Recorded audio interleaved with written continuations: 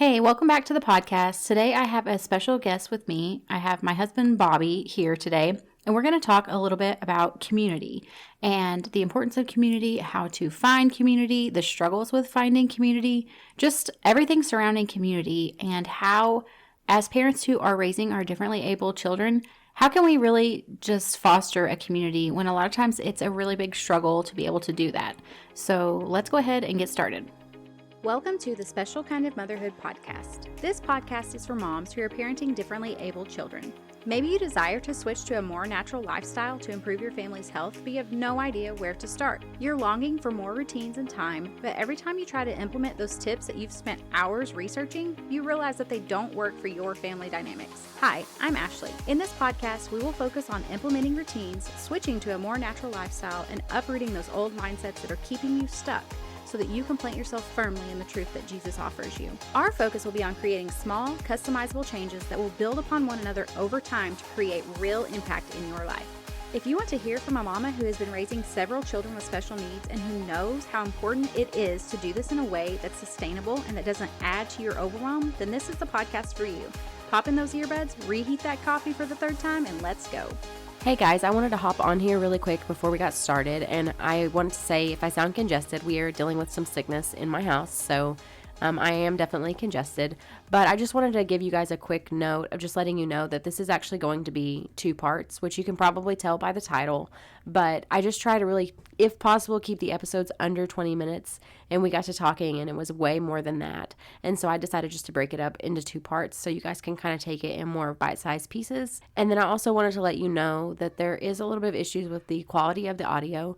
We had some technical difficulties, so that's something we will have to work on in the future whenever I have my husband back on. But I just wanted to pop in real quick before we got started and just communicate that with you guys.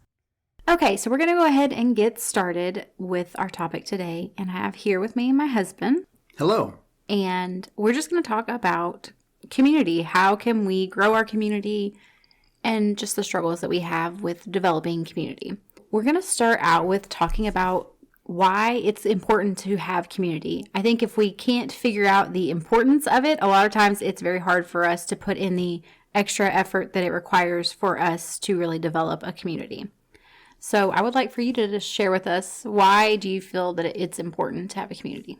Yeah, I mean, even with, let's just say, typically developing families, or people might call a quote-unquote standard family, you know, emotional difficulties are going to come about. There are going to be hard times that we're all going to face in life. And I don't feel like we were meant to do that alone by any stretch of the imagination. I think God has provided a sense and a need for people to be in community, to share one another's burdens and hardships and troubles. So I think it's very important for us to have that, both for those moments when we need to support one another through difficult times, and then also when we have things that we need to maybe fix or overcome in our own lives. I don't think that happens without vulnerability and sharing with other people. So I think community is vital to any family or relationship, but especially in a scenario where you have differently abled kids and your family looks different than others around you.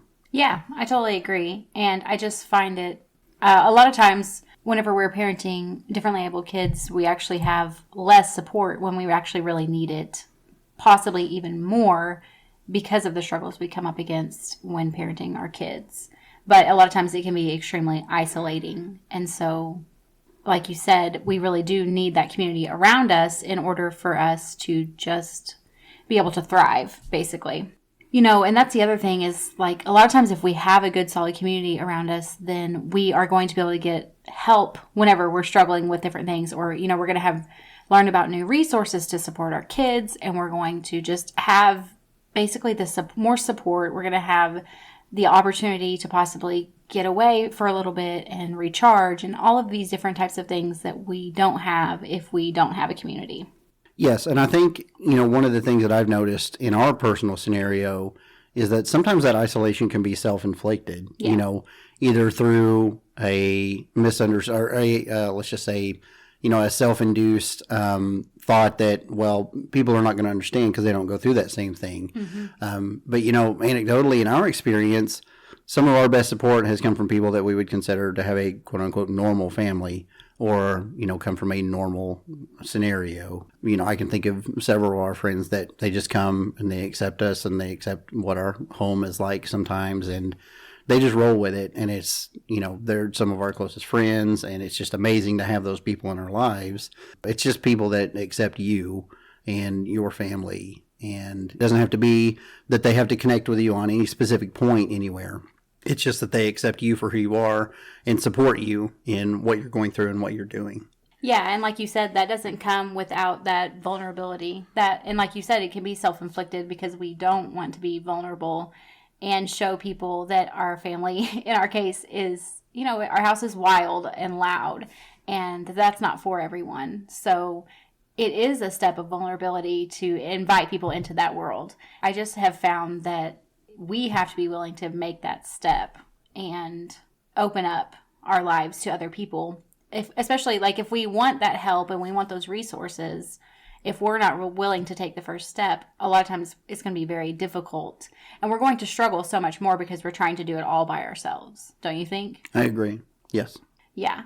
And then I also think kind of that what ties into this would also be the fact of a lot of times we struggle with burnout and just feeling overwhelmed and stressed out. But again, if we're not having that support system and we're not being willing to be vulnerable and open with those around us about our current struggles, then we are going to be more prone to feel burnout, to feel just like we have no support system whatsoever, like we are isolated and alone. I feel like those two things just tie in so strongly to one another. I agree, because with burnout, when I think about burnout, I think that things just pile up, things get too overwhelming. You're just tired of doing the same thing day in and day out, and you just feel like you can't do it another day.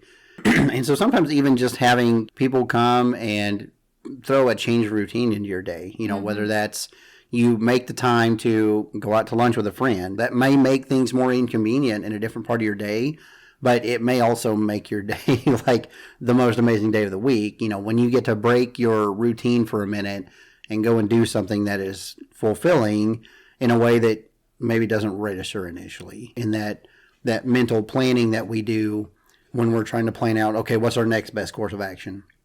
That may not register to us as logically the best thing for us to do, but when you have that kind of an invigoration into your life or into your routine of something fresh from somebody supporting you, or just going out and connecting with someone again. The times that I take a break to go hang out with some of my friends, or if we have friends come to the house, those are, for me, some of the most fulfilling times that we can have outside of those special moments in our home, because, it changes things up and it just builds that connection with other people, that it helps to relieve that in a way that doesn't make logical sense, but it makes a lot of emotional sense. And I think, God built us for community. So to me, it does make perfect sense. Like you said, maybe not logically, but that's just the way God designed us, is to be in community with each other. And so it would make sense that, of course, once we are making that a priority, that we would feel the benefits of that. And, I'm extremely task driven. So sometimes I feel like I struggle with that more in the area of stopping that pattern that we're on, and stopping the task in order to make time for other things that really are important, like building community and things like that. And I have noticed the benefits as I've done it more and more. And I do have to realize, okay, the task isn't necessarily the most important thing, or making sure I'm staying on track for what I want to get done. That yes, maybe I will get it done, but kind of like you touched on, I might get it done, but then what kind of emotional state am I going to be in at the end of that? Versus if I would actually just stop the task and then prioritize connection with other people. While yes, I may be a little bit behind, I'm going to be most likely in a lot more of a healthy place emotionally at the end of that. Right. And I think, I think there's almost a sense of like diminishing return on checking off those boxes on our to-do list every day, feeling like we have to get X, Y, Z done or else our day is not good. And, the other part to that, though, is while you were talking, this just occurred to me that there's a ton of scripture that, alludes to the fact that there are a lot of things that make sense to us naturally, but that are not necessarily the most healthy course for us to take. But, there are a lot of truths that God has that go contrary to what comes naturally to us, and they end up being much more fulfilling and rewarding and healthy So I think that ties in a lot to what you were saying there for sure. Yeah, I agree. I hadn't even thought about that, but that's actually a valid point of just how scripture does often, like our thinking and our logic, it just isn't the same as God's. And so that's where really trusting in the wisdom of God, that is really what needs to be our foundation in all of this. I think another reason why it's so important to have that community is for the ability to share and be vulnerable with other people so that they can bring up ideas and brainstorm with you about options that maybe, you haven't thought through. That's happened for us before in the past, that someone with a fresh perspective can come along and offer something new or unique that we hadn't even thought of, and it may work out great. So I think there's an extreme amount of value in having an outside perspective, especially because, like we already talked about, when you get into a rut of a certain line of thinking, like, oh, this is the only way we can do this, and then someone steps in and says, well, you could try plan B, and we try it and it works amazing. So yeah, I think there's an extreme amount of value in a brainstorming option. I feel like it offers like a habit interrupt, because we get into these habits in our home and with the dynamics with our children and just with each other and all of that. And so bringing someone else into the perspective really is a habit interrupt, where, well, a lot of times we can start to change things and we can gain that new perspective. And on top of that, I can think of, our children's therapists, how many times I have learned about different resources, been struggling with a child and just sat and talked through with them and asked their tips, gotten some advice from them, worked with them to see, okay, what's working for me? Is this working for you? It's just invaluable to have that resource of just being able to talk to someone else, like you said, from an outside perspective, where they actually can just offer you new ideas. They can look at it without that feeling of, a lot of times we come at it from an overwhelmed perspective. Or like you said, we are feeling stuck, maybe hopeless. And so our creative thinking has a lot of times shut down. And the fight or flight that we're in, we just cannot think creatively. It's just, I feel like there's so much value in having essentially a third party who can just talk through things with you and offer you advice and offer you help on just different struggles that you're going to come up against. I agree. Extremely important. Okay, so let's talk a little bit about what community can look like. And obviously we understand a lot of times our family dynamics are just different. The culture of our family is often different because of different challenges or just different characteristics that our kids have and that we have as well. And so I think it is important to say that community can look different for each family based off of whatever their family dynamics are. But I think there are just some general things that we can look for when looking for a healthy community, don't you think? I agree. Yeah, I mean, I think it's important to really kind of analyze those character traits of people that you would want to, okay, so let me back this up, because I think there are a couple of different aspects to it. I think there are aspects of bringing people into your home for, to participate with your family. And then I think there are traits of your community outside of that you can personally just go to and be a part of. Mm-hmm. I have several friends who I think are great friends from a mentoring perspective that I don't know enough about their characteristics or personality to know whether they would be a good fit in our home around the amount of chaos that we can have pretty easily, especially with new people coming into our home. So, but then there are other friends that we have that, I mean, literally they come over, our kids climb up on the table and jump on their back, and they just take off on a piggyback ride, and they're fine with it. Right. So I think it's just analyzing those backgrounds, personality traits, those things that you feel maybe complement areas or even challenge you in areas to grow, but that also are going to actually build you up and not tear you down in any way, that are going to be encouraging and not discouraging. I think it's very important to analyze that. I think you make a good point as well in the fact that community, like there's different types of community. And so you as an individual and myself as an individual, we need community as well outside of just supporting our kids and supporting our family and supporting our marriage. We also need, like you said, that relationship, like a mentor type relationship, or just someone that maybe, like for me, that's someone that I can chat with about gardening. I love to talk with my sister about gardening. It's so important to have that diversity, I think, with the type of community that we have. And especially because, we can't expect like one set family to meet all of our community needs. And we're going to connect with people, based off of their experiences and their interests in all of these types of things. We're going to connect with them in different ways. But I do think regardless, it is super important to make sure that as a family and like our children as well, that we're surrounding ourselves with people who we feel safe around, who we feel like are very supportive. They're extremely accepting. They're not going to be critical, because a lot of times our family dynamic does look different compared to those around us. And so a lot of times it does open you up to criticism, because people tend to be critical of what they don't understand.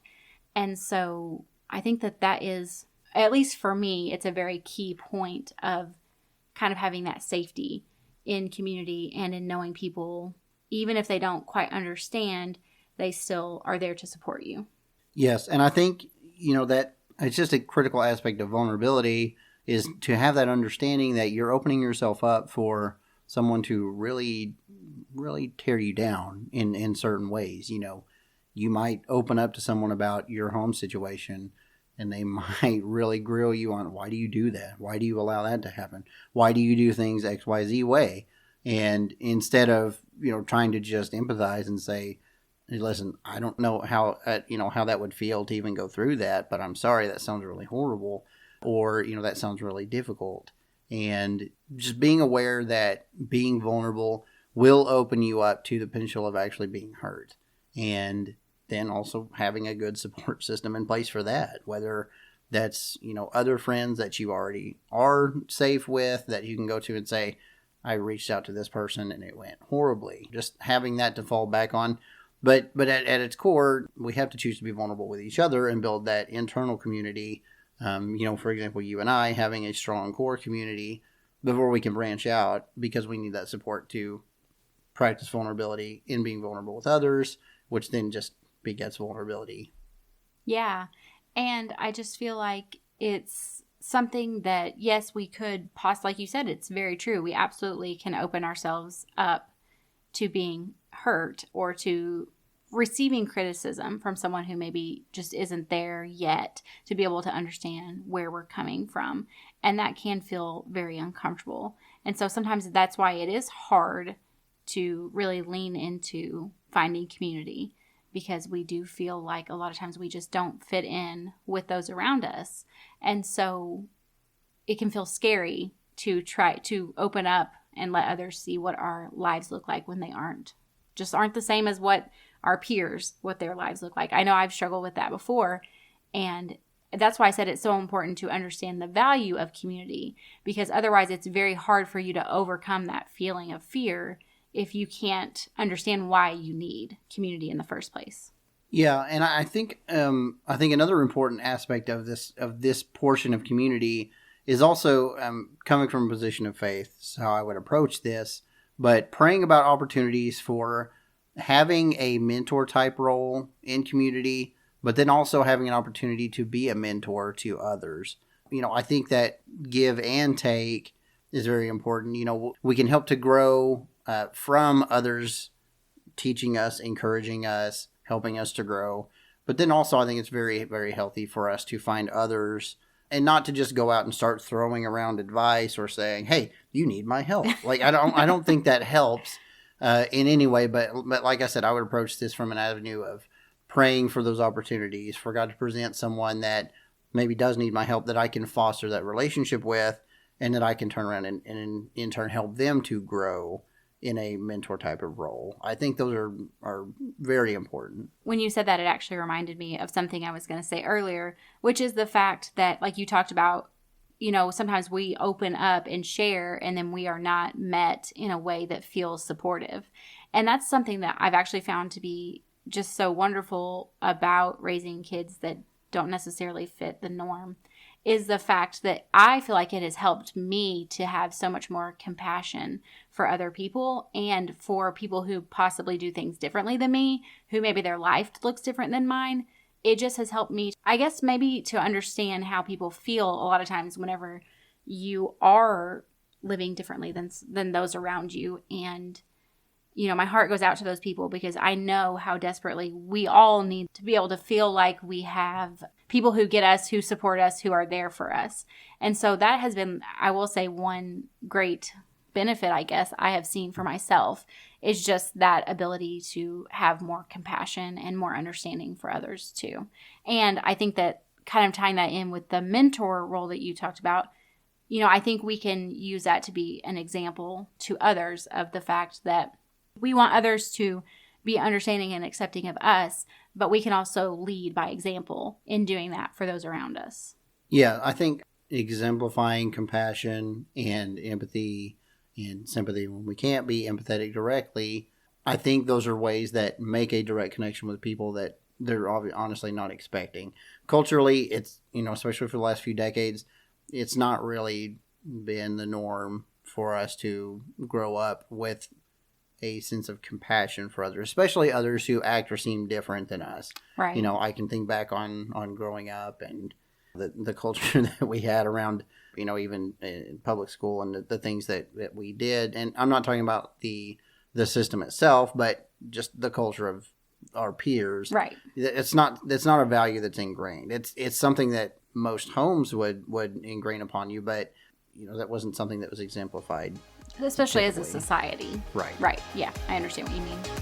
Hey, before you go, if you found value in today's episode or you learned something new, would you take a minute to share with someone else that you know would be blessed by it? I would also love it if you would leave me a review.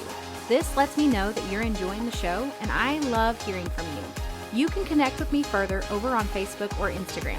Until next time, rejoice in hope, be patient in tribulation, and be constantly in prayer. Romans 12:12.